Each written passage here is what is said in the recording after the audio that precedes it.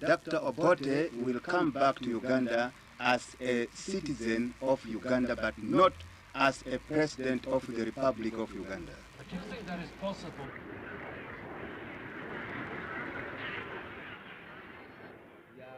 Kama mama yangu mzazi, sintapenda kitu chochote duniani kuzidi nchi yangu Tanzania.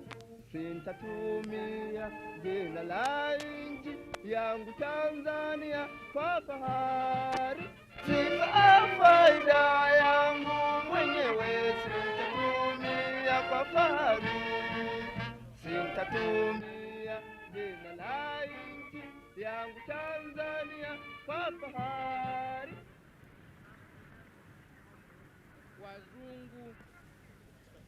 Wazungu wa kuzungu wa kupewa. Wazungu wa bandia. Sijui wazungu wa namna gani? Sijui wazungu wa bandia. South Africa, wa Japani wamekubaliwa kuitwa wazungu. Wanasema tufanye uhusiano na South Africa. Tupeleke mabalozi kule. Mnajua utakapopeleka balozi maana yake? Unajua ukipeleka balozi South Africa atapewa hati. Ukipeleka balozi South Africa wale wamewapa hati wa Japani. Jitu zima linafurahi, linasema linapita. Katika nchi ya watu wetu milioni 15 wanaonewa, linapita hili. Linatoka katika nchi ambayo ndugu zetu wangeitumainia. Linapita, linasema, linapita kwa ndugu zetu, linasema mimi si sawa na nyinyi, mimi mzungu.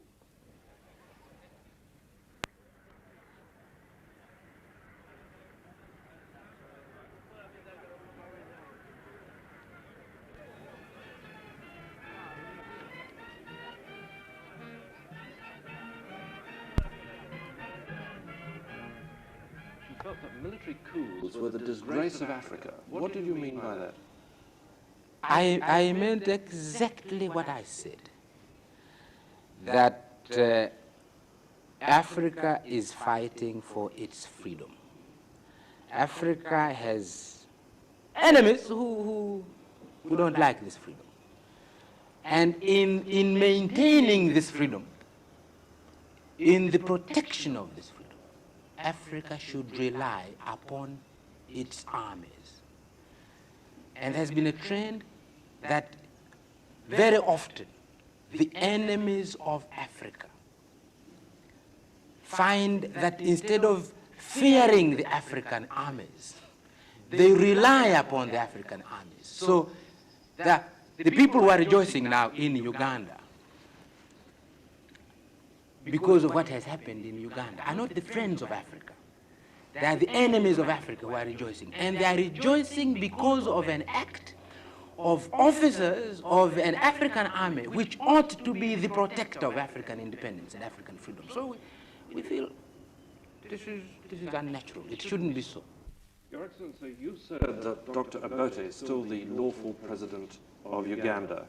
Hasn't, though, the military coup there and the public rejoicing, which we've seen in Kampala, meant that, in effect, he can't now be regarded as the lawful president of Uganda?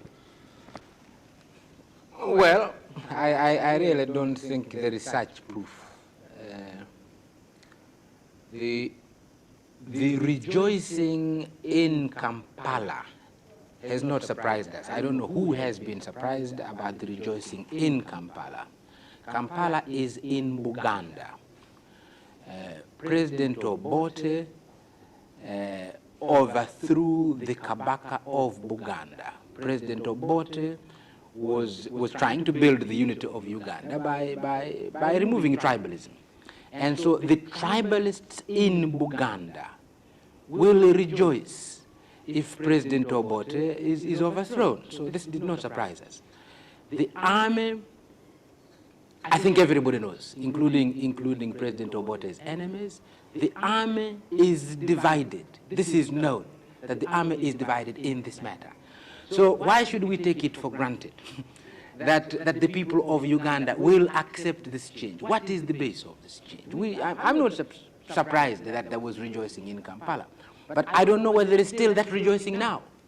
There seem to be a lot of people rejoicing. The Uganda perhaps are the majority, are they not? Yes, but where is the other rejoicing? I mean, Uganda does not consist of Kampala. There are stories that Amin has dissolved the local government bodies. Has he dissolved them because they are rejoicing, or because they are not rejoicing? Why? And this, he has done this throughout the country. Why? Is this because they support him or because they don't support him? What is it? What does it mean? Well, would you like to see Dr. Obote back as president? Are you going to take any specific aims to get him back as president? Dr. Obote is the president of Uganda, who happens for the time being to be in Tanzania.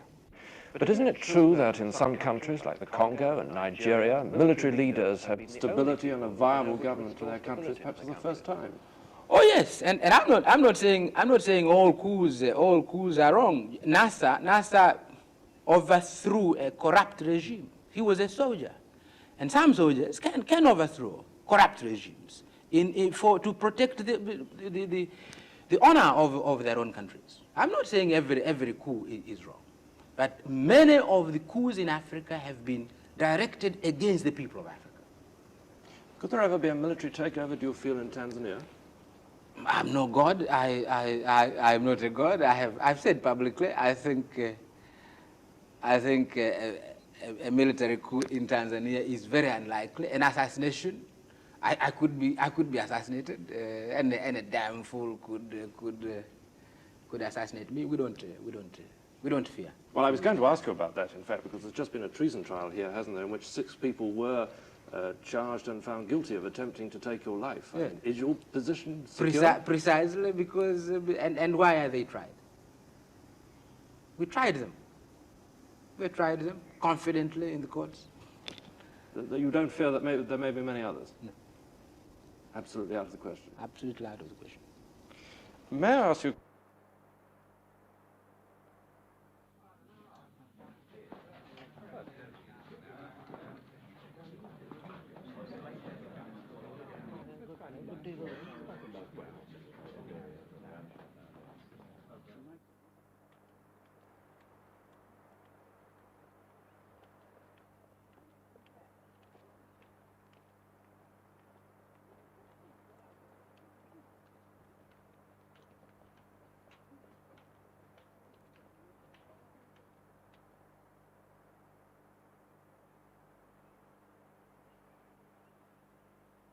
moment, Tanzania and Uganda, of course, are in the middle of a rather bitter political row. Doesn't that inevitably mean that with 2 members perhaps quarrelling or not seeing eye to eye, to put it another way, that the East African community is in dire trouble? Why are you saying Tanzania and Uganda? It's true, I know what you mean, but we are 3 countries. And President Obote, President Kenyatta, and myself have been meeting at the authority representing our people. Yeah. President Obote has been representing the people of Uganda, I've been representing the people of Tanzania, and President Kenyatta represents the people of Kenya. It's true, there is a question mark now in this because of this attempt in Uganda to remove President Obote. I believe this brings a difficulty between Kenya and Tanzania on the one hand, and Uganda on the other, not between just Uganda and Tanzania. I don't like this implication. I know an attempt is going to be made to appear as if somehow Kenya accepts this. It's only Tanzania which does not accept this. I don't know where they get this, because it's not true. But you will never represent, you will never recognize General Amin. Perhaps Kenya might. Well, this perhaps, I don't know, I can't speak for this perhaps, but I'm saying we are a united East Africa, and the only thing that has happened that may cause difficulty in this unity has happened in Uganda, not in Kenya and not in Tanzania. It's General Amin's fault. It's General Amin's fault. Could I turn up?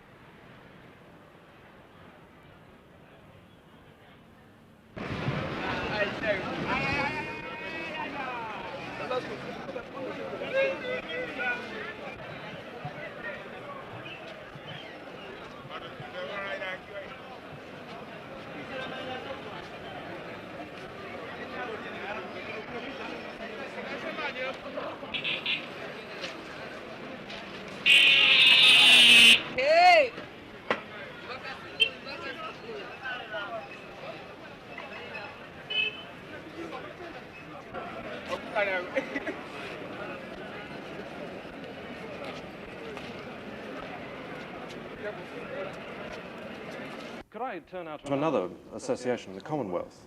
Is there any doubt at all that if Britain sells arms to South Africa, you would leave it? No doubt at all. None whatsoever. Nothing that happened in Singapore, even the setting up of this 8-nation committee to look into the Indonesian, has made you change your mind? The Singapore conference demonstrated to Mr. Heath, if he wanted this demonstration, a clear opposition by a near unanimous Commonwealth to the sale of arms to South Africa. Here is a Commonwealth which is almost unanimously opposed to the sale of arms to South Africa. We expect Mr. Heath to respect the Commonwealth. But, of course, you now have other friends in Tanzania. A visit here reveals that. Sweden has an aid program here, America, China, indeed. Is the Commonwealth really now so important to you and to Tanzania anymore? Couldn't you perhaps do without it? You've got lots of other friends.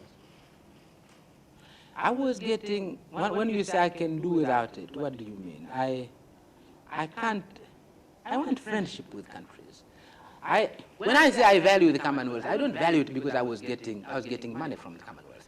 Ever since we broke diplomatic relations with Britain, since '65, we're getting almost no aid at all from Britain. And at present, only one Commonwealth country gives us substantial aid, and that's Canada. All the other Commonwealth countries, and there are many, Australia, New Zealand, India, Nigeria, Kenya, and all this. We don't value this because they're giving us aid. We value this because what it means, what it can mean to humanity, not because of aid.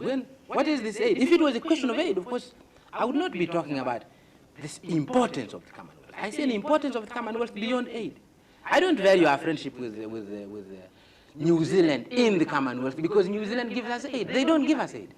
But you value it for the fact that you can sit down at the same table with New Zealand, that they respect It means you as the Commonwealth can mean something to the world. It can mean a friendship among these countries. And